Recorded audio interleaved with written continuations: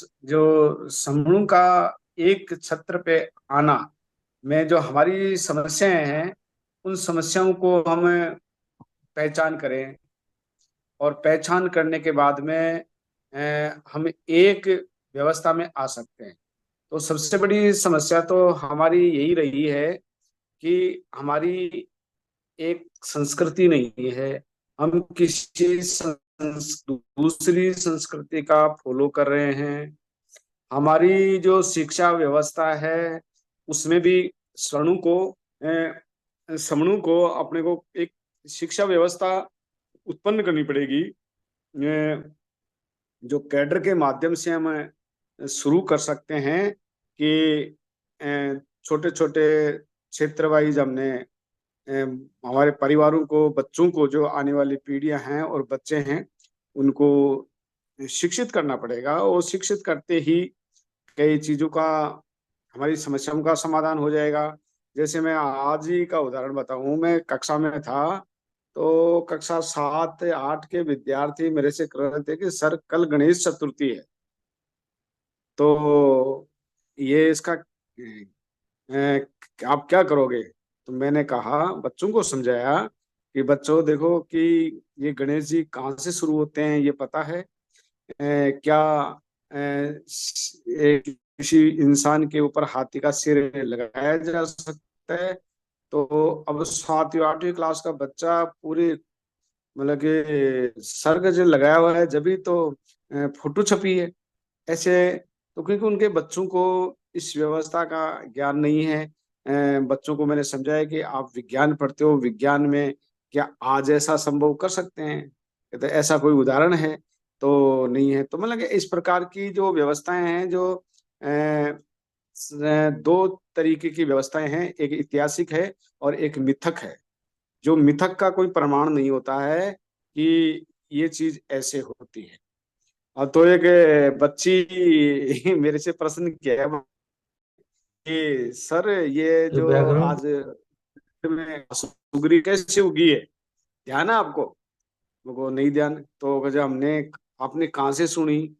तो वो बच्ची बता रही है कि हम एक कथा में गए थे, कथा में ये कह रहे थे कि जब धरती फटी, सीता जी अंदर जा रही तो उसके बाल बाहर रह गए, उनके ये घास फूस बन गया। तो इस प्रकार की शिक्षा जो ये एक कौन सा माध्यम, कौन सा मीडिया ऐसी शिक्षाएं फैला रहा है, बल्कि कोई सिलेबस में तो ऐसी शिक्षाएं नहीं। और तो इनको हम पहचान करके हमारे जो आने वाली पीढ़ियां हैं, वो बच्चे मैक्सिमम अपनी कैटेगरी से थे, जो सवर्ण संस्कृति के लोग ही थे, लेकिन वो उनका जो नॉलेज है वो इस तरीके का प्रभावित हो रहा है, वो जो सिस्टम से हो रहा है, जो सिस्टम चल रहा है उससे। तो उस सिस्टम के अगेंस्ट में हमें प्रतिक्रांति के रूप में हमारा सिस्टम भी विकसित करना होगा। और जब तक हम हमारा सिस्टम विकसित नहीं कर पाएंगे, तो मैं कहता हूँ कि हम शायद लोगों को समझा नहीं पाएंगे, और लोगों को समझा नहीं पाएंगे तो एक छत्र के नीचे आने में भी बहुत बड़ी समस्या है। तो ये इसकी कोई प्लानिंग होनी चाहिए। अब हम ऑनलाइन जुड़ते हैं, सारी बात है, लेकिन हम गांव में और एक समूह में प्रैक्टिकल, व्यवहारिक रूप से ये कहाँ तक कर पा रहे हैं, इस पर बहुत मतलब कि सोचने की बात है और रिसर्च का बिंदु है। एक छोटे छोटे सेल के रूप में हमारे जो समण लोग हैं, समण लोगों की संस्कृति की जानकारी ली जाए, और जानकारी लेके उनमें जो क्या क्या गलत चीजें का चलन है उनको रोका जाए। और जो बुद्धिज्म की व्यवस्था है, या जो चली आ रही जो अच्छी व्यवस्था है, जिसकी वैज्ञानिक दृष्टिकोण हो, वैज्ञानिक सोच जिसमें हो, और उन्नति की बातें हम कर सकते हैं, मतलब कि किसी रेफरेंस के द्वारा। तो इस प्रकार की बहुत सी बातें मैं प्रैक्टिकली देखता हूँ। तो बहुत बड़ी समस्याएं हैं, और इन समस्याओं का मूल्यांकन करके उनको एक एक को हम तरीके से समझाना शुरू करें, तो निश्चित रूप से हम हमारे कार्य में सफलता की ओर चल सकते हैं। तो और तो क्या बात करें सर, यही बात है एक बिंदु पर, बिंदु नंबर, उसमें बहुत सी समस्याएं हैं।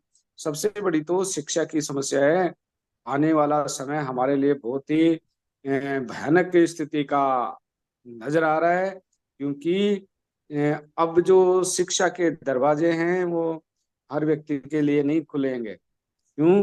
कि उनके आर्थिक संसाधन बहुत कम हैं, और उन संसाधनों का उपयोग वो पेट भरने में ही कर पाएगा, और शिक्षा तक तो शायद ही वो हम्म। नहीं पहुंच पाएगा। और शिक्षा की जो व्यवस्थाएं जो इस समय चल रही है, वो बच्चे को केवल साक्षर करने तक ही सीमित है, और उसकी वैज्ञानिक सोच विकसित हो, ऐसा कोई उस नई शिक्षा में प्रावधान नहीं है। मैं जो सिलेबस को बहुत अच्छी तरह से देखते हैं तो पाते हैं कि जो वैज्ञानिक सोच वाले जो चैप्टर्स थे उनको हटा दिया गया है।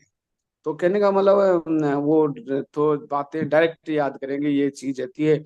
और ये जो मीडिया बताता है, जो अब कौन सा मीडिया कह सकते हैं अपन, और जो दंत कथाएं, जो मिथक कथाएं प्रचलित है, उन कथाओं का हमारा समाज अनुसरण कर रहा है और सत्यता से दूर जा रहा है। तो ये भी एक बहुत बड़ी समस्या है जो आने वाले समय में हमारे को फेस करनी है, उसका सामना करना है, और हमारी व्यवस्थाओं को पुनर्जीवित करना है। दूसरा जो बिंदु था वो भी बिंदु बहुत ही अच्छा है, रिसर्च का है और इतिहास की जानकारी का है।